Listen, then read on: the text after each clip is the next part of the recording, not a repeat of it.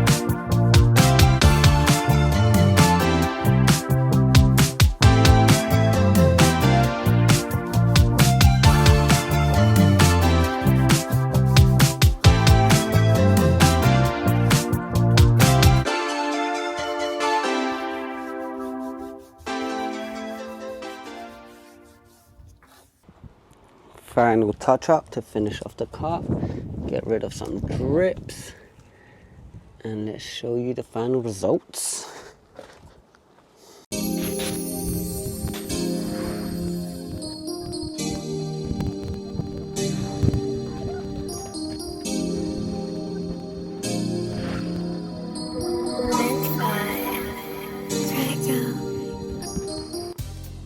There we have it, guys. Subaru completely done. Check out this transformation.